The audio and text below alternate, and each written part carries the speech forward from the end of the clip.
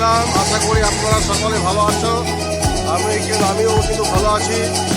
যাই হোক, বাবা গণেশ পুজোর উপলক্ষে আমি আপনাদেরকে কতগুলো ঠাকুর দেখাবো। হ্যাঁ, যে ঠাকুরগুলো হয়েছে, গণেশ পুজো আগামীকাল হয়ে গেছে, আজকে সময় পেলাম কয়েকটা ঠাকুর আপনাদের দর্শন করাবো। তো চলুন আমরা কয়েকটা গণেশ পূজা আপনাদের দেখাই। যে গণেশ ঠাকুর পুজো হয়েছে সেটা হচ্ছে কুরুলিয়া যে ডাঙ্গা রয়েছে তার সংলগ্ন যে এসএন ব্যানার্জি রোড রয়েছে সেইখানে পুজো হয়েছে। সেই পুজো কিন্তু আপনাদের আমি দেখাবো। তো এই পুজোকে ঘিরে কিন্তু ছোটো ছোটো একটা কাপড়ের দোকান বা ছোটো স্টেশনারি দোকান দু একটা করে বসেছে। তো আমরা দেখাচ্ছি, চলুন দেখাবো।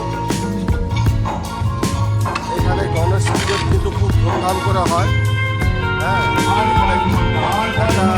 গাছ গানও হয়, লটারি প্রতিযোগিতা আছে। কে পাবেন গাড়ি, কে পাবেন আলমারি, 55 জনকে পুরস্কৃত করবো এবার আমরা।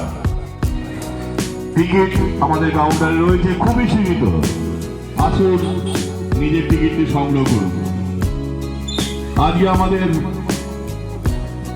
যে অনুষ্ঠান, আমরা এই যে লটারি করি দুস্থ মানুষদের সাহায্যার্থে, আমরা প্রথমেই শুরু করব দুস্থ মানুষদের শাড়ি প্রদান।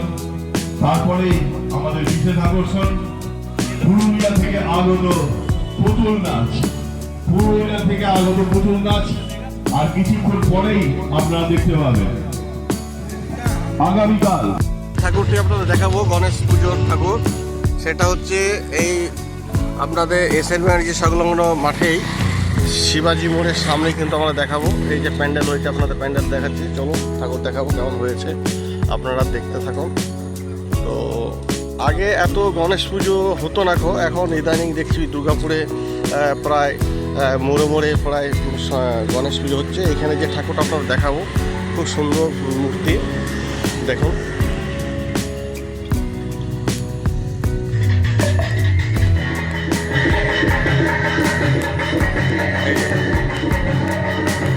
দেখুন, দেখতে থাকুন,